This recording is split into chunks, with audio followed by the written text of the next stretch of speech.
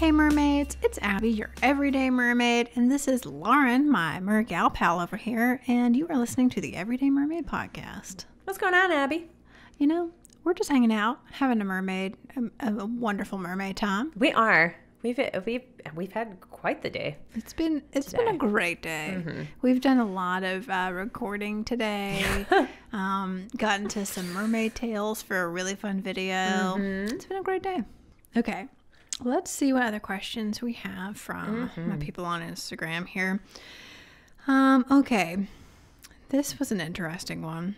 How do you mermaids swim in water during winter? I mean, it's freezing cold in there. Well, we don't. We fly to Florida for Thanksgiving. Some of us fly to Florida for Thanksgiving. Some of us don't.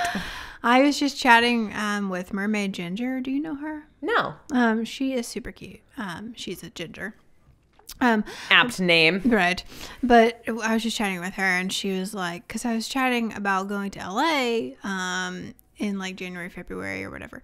And she was like, girl, do not go to LA during that time. The water is too cold. Like, don't go there. She's like, that's why I'm going to Florida for a month. And I was like, oh, wait, you're going to Florida for a month? She's like, yeah, like I need warm weather and like a real, like somewhere I can swim. So like she's flying from LA to Florida like just for a month or whatever to do her mermaiding over there. So amazing. Yeah. So I'm like, okay, well, I'll see you there. Like, yeah. Don't know how we're gonna get that. She's not wrong though. I mean, like, I don't know why LA kind of has this idea that it's always sunny. It's really not.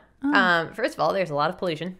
Yeah. So you have a lot of overcast days where it's just gross and icky. But it gets pretty chilly in the winter, especially at night. And it's so, because it's in the desert, like the outskirts of the desert, it's dry at night too. So you get temperatures can really drop. Yeah. But then they're on the Pacific Ocean as well, which doesn't have the warmer currents. On the west coast. Yeah. Doesn't have the warmer currents coming through it like Florida does. Yeah, for sure. So I think the water is pretty cold there most of the time. Yeah. But yeah. Well, yeah. All the mermaids go to Florida apparently. So there you go. That's a great idea. Okay. Let's see. One person asked, have you ever been to the circus to see a mermaid? I have not, but I have friends that at Circus Siren who have the tanks. But they don't go to the circus per se. They go to like festivals and set up the tanks. Similar, not quite the same. Same but different. We've been to the aquarium restaurant. I mean, it's all, if you're going somewhere to see a mermaid, I mean, it's circus-esque. Yeah, and I don't think I've ever heard of a circus having like a mermaid. Me either. Barnum and Bailey did not when I was a kid. Well, so. I mean, you saw The Greatest Showman, right? I did. Did they have a mermaid? No. No. No. They had a lot of other things. Yeah. Have you been to Witchy-Watchy? Wiki-Watchy? Yep. Sorry, ladies. Sorry. Wishy-washy, wiki-washy. Witchy-Watchy.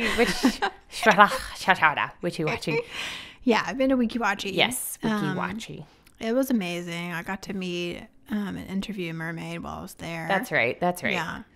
So I think that's probably the closest you would get to. For sure. Circus? Yeah. Per se? Yeah, for sure. I don't know. If anyone's listening and you've been to, what? That Little Mermaid movie's on Netflix now. It is? Yeah. Oh my gosh. I completely forgot. Wait, did you watch it? No. Oh. Yeah. Because I was waiting to come over. Are we watching that tonight? Yes. Is that what we're doing? Okay. We're ordering food. Great. And then we're going to the mermaid and maybe we film can film ourselves watching this movie. Okay, great. Yeah. Okay. Sorry. I literally, when you looked at me like that, I thought there was a bug on me or something. I was like, What? Oh God, there's a snake. What is it? I forget that my reactions are a lot more vibrant than I give them credit for on my own face. So it was just the thought process in my mind. Because, of course, you're asking about a circus mermaid. That's literally that movie. Yeah, it is. So this is like the brand new Little Mermaid movie that... Yeah, I thought it was going to be in theaters. No? It was. Oh. I bet there's some drama there. I bet Disney was like, shut this down. It's not Disney. Yeah, I know. Well, because it's not. It's just called The Little Mermaid. It's not. Right. It's like it literally just takes the public domain story. Yeah. As inspiration and has nothing to do. Yeah. With Ariel or even the original story. Oh, We've got to watch it. That's what we're doing. We have to. Okay. Yeah. To be continued. Thank you for that, though. Whoever you were. Who was that said that? Kira _ T 2005. Yeah. Thank you for reminding me of that. It literally just hit Netflix this month. So. And she literally almost gave me a heart attack with her expression. Yeah. My heart rate is still elevated currently. Thank you. I'd say I'm sorry, but I'm not. No. Okay. So, another one was, when did you know you were destined to be a mer? And it's interesting because this person spelled it, instead of destined, DESTINED, they spelled it destined like Destin, Florida, which is fine. It's all mermaid related. Mm-hmm. That's actually a really good pun. Yeah. Did you know you were destined to be a mer? To be a mer. Well, actually. Shorthand lingo for mermaids. Yeah. Yeah, and I guess that's directed more towards, I don't know, you were destined because I forced you into it voluntarily. That's what I tell all my friends. I'm like, I'm forced into a podcast in which I am a mermaid. You're gonna make your mergal pal whether you like it or not.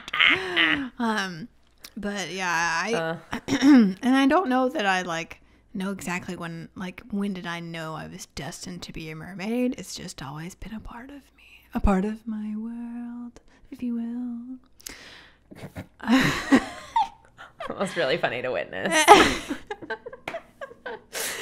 I mean, yeah, I was about to say, we've kind of touched on this probably in the first... Yeah, the first few episodes. Yeah, the first few episodes. And you've touched on it when you... Sabrina, when we talked to her as well, where it's just... You love to swim, and then you had your uncle who was a deep sea diver, and... Yeah.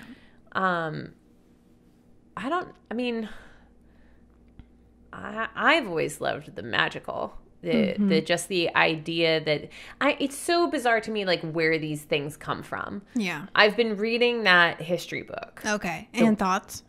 Well, it is really interesting because this is the first thing that I know for sure that she put in it is that the first recorded history of mermaids is around 1000 BCE. So we're talking what? Way back there. Oh. They use those new terms now. They have BCE and CE. Instead of Yeah. And it literally all stems from ancient mythological tales where a god of some sea-related thing gets together with a human and they make a half and half baby. Okay. And that's from a lot of different cultures. Oh. So the Greeks obviously have theirs and the Romans as well. Yeah. With Poseidon. Because those gods, they got around. Okay. They did some stuff. I mean, yeah, like you do. And they did their business and then they were on their merry way and the humans had to deal with whatever came afterwards. Sure. And then there's also some stories of nymphs and sea nymph, because there are different kinds of nymphs. You have sea nymphs and river and lake. Oh. And different water related ones. Okay. And then she's touched a little bit on sirens, but I'm just about to start that section. So I haven't really gotten into that one yet. Okay. And that's just kind of the difference between where sirens started, which is as these kind of demonic sea creatures who lured men to their deaths with their voices, and this lovely, beautiful kind of creature that we have now. Yeah. So there is a big shift. I haven't gotten to where that shift began yet. Okay. But yeah, it is really interesting. But I mean, we're talking way back there. Yeah, I had no idea it was that like old of a thing. Wow. Yeah. Wow. So those are like some of the first recorded stories of not mermaids per se, because they don't really call them that. Yeah. It's just like half Yeah. sea creature, half human, Yeah. combinations. Interesting. Yeah. Wow. Well, I can't wait to hear the rest of that. I know. Yeah, I'm excited. It's good stuff. Yeah. Well, and my friend Molly from Everything Mermaid, the blog Everything Mermaid. Okay. She was here actually. She came in. Her and her husband are RVing around across the the U.S. I'm so and jealous. Canada. I know it. Yeah, and like they totally like renovated their RV and stuff. Like it looks amazing. Oh, that's a thing these days. It's Yeah. it's a huge culture in New Zealand. That's how my friend Chelsea and I did it. We had a van, like a minivan, Yeah. that had been outfitted before we bought it. Like we bought it that way, and it has a full bed in it with all the storage underneath, and it had like a sink and a little Yeah. tiny kitchenette at the back. Yeah. So full RVs redone. Oh Yeah, man, amazing. So It was, it looked amazing. But anyway, she also suggested, which I will try and order this book for you to read. cool. Yay! My book reader. But she was mentioning a book called Part of Your World, A Twisted Tale or something. And apparently it's like, apparently it's supposed to be like the story of the Little Mermaid, but like if she didn't defeat Ursula, which I find So very interesting. interesting. Because based on, I'm assuming, the Disney movie, yes? Yeah, I think If she so. doesn't defeat Ursula. Because, like, okay, so Ariel signs that contract, and it basically just says that she has to give her voice to Ursula to get her legs. And it's for 3 days, and she has to get Eric to just kiss her, right? Yeah, just kiss her. And, right, there's that whole song. Kiss the girl. To succeed. But if she doesn't, then she's like becomes whatever Ursula turns her little. Yeah. What are those things? I don't know. They look like They look like seaweed, but they're not. right. Like, what are they? They real ugly, whatever they are. I mean, Disney did a great job with that. I'm They like, did such a great job. It's really scary. Yeah. But I have always wondered, I'm like, what the heck are those things? Like, Yeah. what are they supposed to be? Am I like that uneducated about sea no, life that I have no idea? I have no idea what they are either because she doesn't explain it. No. Any hoodles. So then at some point, Triton puts his name on it over Ariel's on the contract, right? Yes. So that's like the crux of the matter, because if Ariel and Eric hadn't defeated Ursula, doesn't Ursula become the queen of the oceans? Yeah. That's what you would think. Okay. So I guess that's where the book would stem from. Yeah. We say as we have not read the We haven't synopsis read it. or We have even no looked at idea. it. Yeah, not a clue. But we're excited to read it. Yeah, for sure. So yeah, that should be a good one to read. Okay. And then I'm trying to think if there's any other books we need to read. But I really want my friend K.M. Robinson to send us her books. It's a whole mermaid series, but she hasn't yet. But maybe one day. I can look it up too. Yeah. But yeah, That'd be good. I'm excited about more mermaid books to review for this podcast. Yeah. But Well, I have one. There's another one that I found, but that's called the Siren. I I need to read that one. There are other ones. I need to do some children's books too. That'd be really cute. Yes. Oh. The Littlest Mermaid is my favorite book ever. Children's book.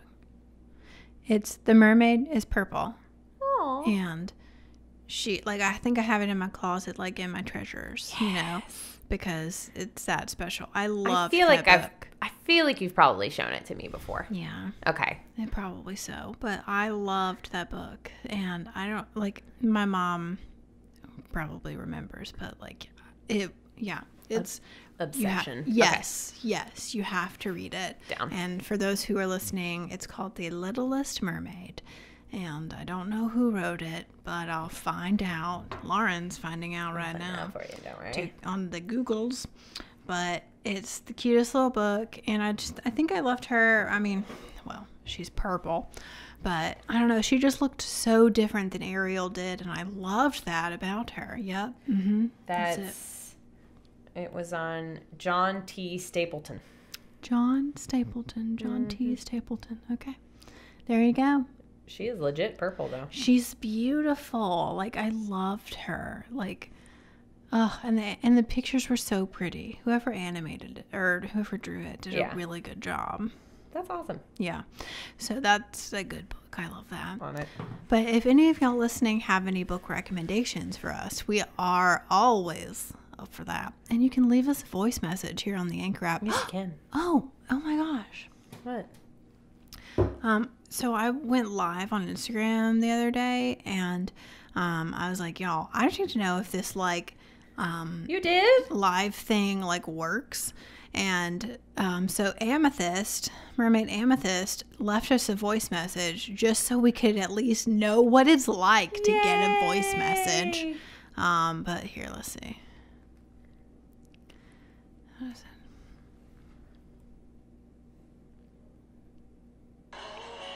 I just wanted to let you guys know that I'm in. This is Mermaid Amethyst.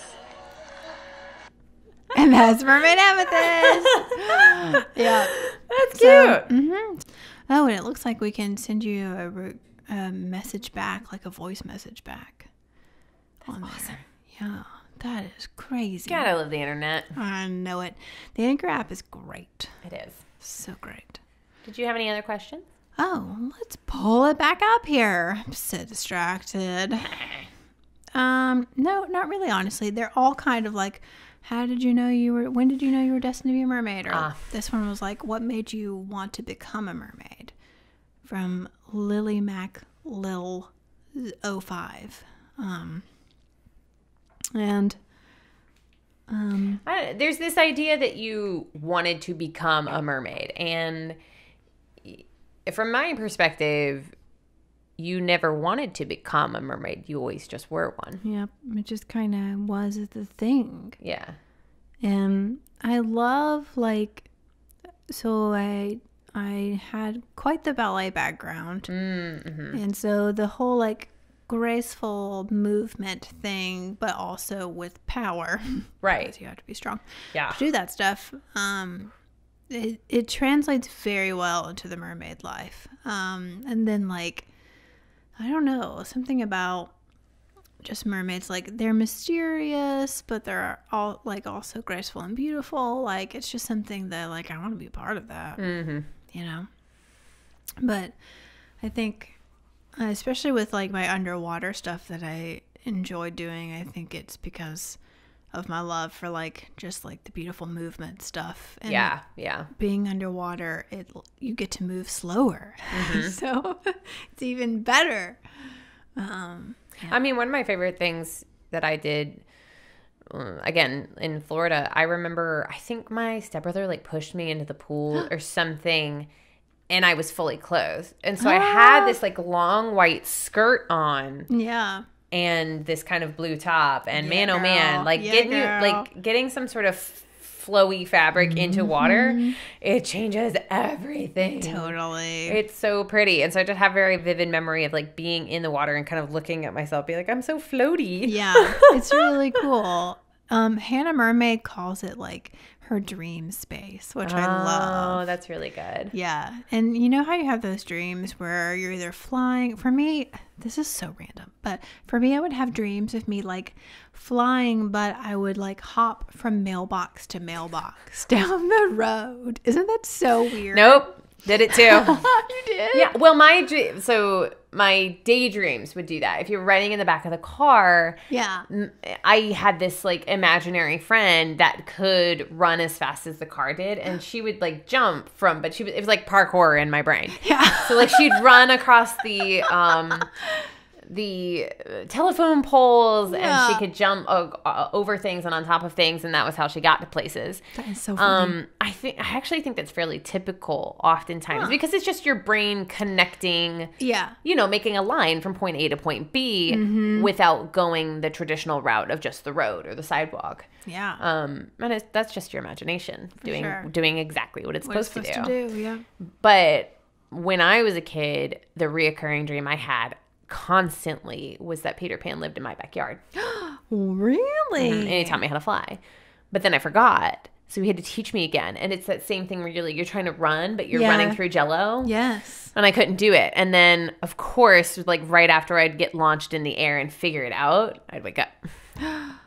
Man. It's a cruel world we live in. Worst. Ugh, man. Yeah. Yeah. But dream space, underwater, you get a little closer to what that is. It's so quiet underwater. It's Yeah. I don't know. It's just it's a whole new world. It is a whole new world.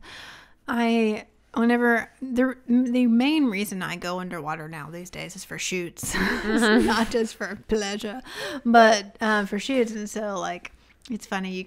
I can hear the sound of the camera, like clicking or whatever, taking photos, which is helpful for posing and stuff. It's helpful to know like when I can move and when I can't move.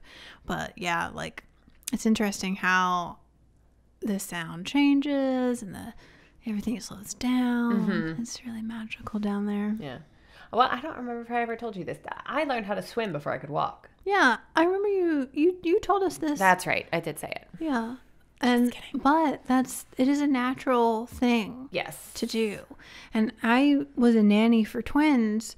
And I remember we took them, they were infants, like could not do like crawl or anything. Yeah. And we took them, to swimming lessons, and they would throw the children in the water. And as the nanny, I'm like, don't kill my babies.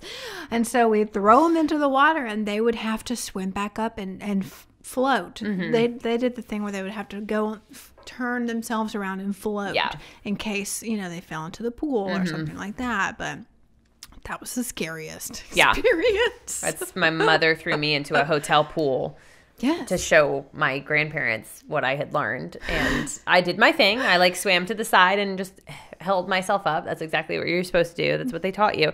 And my grandmother snatched me out of the water and turned to my mother and said, "Don't do that again." Because she didn't know how to swim, and she was scared of water. Oh my gosh! Yeah, so, that's crazy. And I was the first grandbaby. Well, yeah, precious cargo, Mary. For sure. They're like, no, don't kill the first one. Don't do that again. Oh my gosh! So funny. It is crazy though, like how it's just kind of a natural thing. Yeah. For us. Yeah. Yeah. It's interesting. Our instincts, our brain just. I love it. Yep, chimes in. Well, Lauren, I think that's about it. That'll do it. I mean, we've covered a lot of ground. A lot of ground, for sure. And there's just so much more to explore.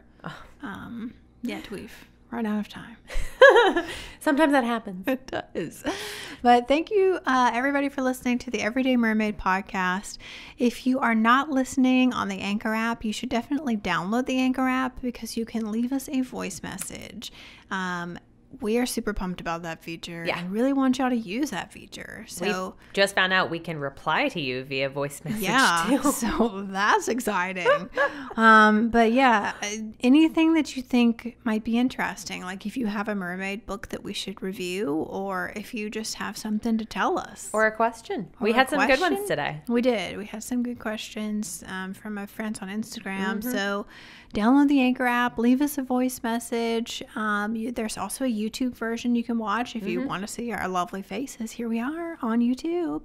I am at Mermaid Vlogs on Instagram and YouTube and Facebook, and Lauren is at Beauty in the Mess on Instagram. That's you me. can hang out and follow us, and we would love, love, love to see you on the Anchor app, or to hear you, rather. Either or. Yes. All these But things. either which way you do it, we'll see you on the flip side, guys.